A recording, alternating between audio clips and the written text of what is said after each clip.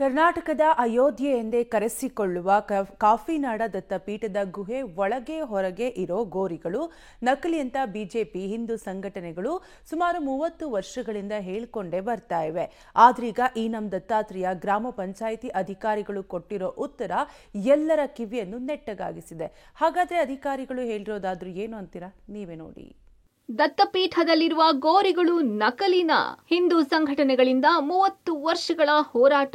ದತ್ತಪೀಠದಲ್ಲಿ ಉತ್ಖನನ ನಡೆಸುವಂತೆ ಪಟ್ಟು ಎರಡೂ ಧರ್ಮದವರ ಚಿತ್ತ ಕೋರ್ಟ್ ಆದೇಶದತ್ತ. ಚಿಕ್ಕಮಗಳೂರು ತಾಲೂಕಿನ ದತ್ತಪೀಠದ ಹೋರಾಟ 90ರ ದಶಕದಿಂದ ನಡೆಯುತ್ತಿದೆ. ಆದ್ರೆ ಅಂದಿನಿಂದಲೂ ಬಿಜೆಪಿ ಹಿಂದೂ ಪರ ಸಂಘಟನೆಗಳು ದತ್ತಪೀಠದ ಒಳಗೆ ಹೊರಗೆ ಇರುವ ಗೋರಿಗಳು ನಕಲಿ ಗೋರಿಗಳು ಎಂದೇ ಆರೋಪಿಸಿಕೊಂಡು ಬರ್ತಿದ್ರು.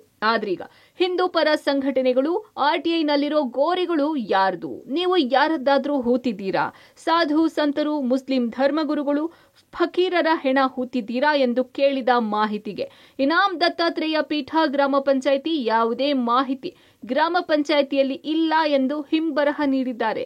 ಇದು ಬಿಜೆಪಿಗರು ಇಷ್ಟು ವರ್ಷ ಮಾಡಿಕೊಂಡು ಬಂದ ಆರೋಪಕ್ಕೆ ಪುಷ್ಟಿ ಸಿಕ್ಕಿದ್ದು. ಇನ್ಮುಂದೆ ಹೋರಾಟದ ಹಾದಿ ಬದಲಾಗೋ ಸಾಧ್ಯತೆ ಕೂಡ ಇದೆ. ಗೋರಿಗಳೇ ಅಕ್ರಮ ಅನ್ನೋದು ನಮ್ಮ ಹಿಂದಿನಿಂದಲೂ ಹೋರಾಟ.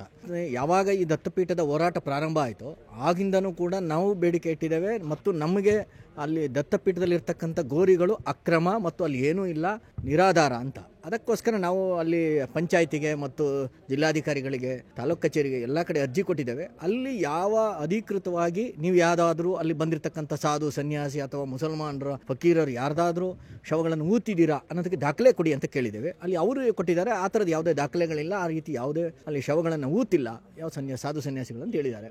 ಅದಕ್ಕೋಸ್ಕರ ನಾವು ಹೇಳ್ತಾ ಇರೋದು ಏನಂತ ಕೇಳಿದ್ರೆ ಅದು 100ಕ್ಕೆ 100 ಅಕ್ರಮ ಗೋರಿಗಳು. ಇನ್ನು ಗ್ರಾಮ ಪಂಚಾಯಿತಿಯ ಈ ಉತ್ತರ ಹಿಂದೂ ಪರ ಸಂಘಟನೆಗಳ ಹೋರಾಟಕ್ಕೆ ಆನೆ ಬಲ ತರಿಸಿದೆ. ಹಿಂದೂ ಪರ ಸಂಘಟನೆಗಳು 30 ವರ್ಷಗಳಿಂದ ದತ್ತಪೀಠ ಹಿಂದೂಗಳದ್ದು, ಧರ್ಮಸ್ಥಳದ ಉತ್ಖನನದ ಹಿಂದೆ ದೊಡ್ಡ ಷಡ್ಯಂತ್ರ ಅಡಗಿದೆ. ದತ್ತಪೀಠದಲ್ಲೂ ಅಂತಹದ್ದೇ ಷಡ್ಯಂತ್ರ ನಡೆದಿದೆ. ಹಿಂದೂ ಧಾರ್ಮಿಕ ಶ್ರದ್ಧಾ ಕೇಂದ್ರವಾಗಿರೋದ್ರಿಂದ ಅಲ್ಲಿ ಯಾವುದೇ ಮುಸ್ಲಿಮರ ಕುರುಹುಗಳಿಲ್ಲ. ಹಾಗಾಗಿ ದತ್ತಪೀಠವನ್ನು ಮುಸ್ಲಿಂ ಮುಕ್ತವನ್ನಾಗಿಸಿ ಸಂಪೂರ್ಣವಾಗಿ ಹಿಂದೂಗಳಿಗೆ ಒಪ್ಪಿಸಬೇಕೆಂದು ಆಗ್ರಹಿಸಿದ್ದಾರೆ.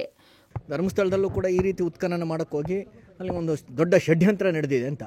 ದತ್ತಪೀಠದಲ್ಲೂ ಕೂಡ ಈ ರೀತಿಯಾದ ಒಂದು ಷಡ್ಯಂತ್ರ ನಡೆದಿದೆ. ಹಿಂದೂ ಧಾರ್ಮಿಕ ಶ್ರದ್ಧಾ ಕೇಂದ್ರ ಆಗಿರೋದ್ರಿಂದ ಅಲ್ಲಿ ಯಾವುದೇ ರೀತಿಯಾದ ಮುಸಲ್ಮಾನರ ಕುರುಹುಗಳಿಲ್ಲ. ಅದು ಇತ್ತೀಚೆಗೆ ಬೇರೆ ಬೇರೆ ರೀತಿಯಲ್ಲಿ ನಡೆದಿರ್ತಕ್ಕಂಥದ್ದು. ಅದನ್ನು ಸಂಪೂರ್ಣ ಮುಕ್ತ ಮಾಡಿ ಹಿಂದೂ ಸಮಾಜಕ್ಕೆ ಒಪ್ಪಿಸಬೇಕು ಅನ್ನುವುದು ನಮ್ದು ಆಗ್ರಹ. ಒಟ್ಟಾರೆ 30 ವರ್ಷದ ದತ್ತಪೀಠದ ವಿವಾದ ಹೋರಾಟ ಮತ್ತೊಂದು ರೂಪ ಪಡೆದುಕೊಳ್ಳುವ ಸಾಧ್ಯತೆ ಇದೆ.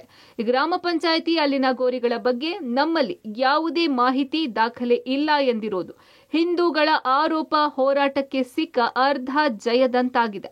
ಆದರೆ ಪ್ರಕರಣ ಕೋರ್ಟ್ ಕಟಕಟೆಯಲ್ಲಿದ್ದು ಅಂತಿಮವಾಗಿ ತೀರ್ಪು ಏನು ಬರುತ್ತೋ ಅನ್ನೋದು ಎರಡೂ ಧರ್ಮದವರಿಗೂ ಕುತೂಹಲ ಮೂಡಿಸಿರೋದಂತೂ ಸತ್ಯ.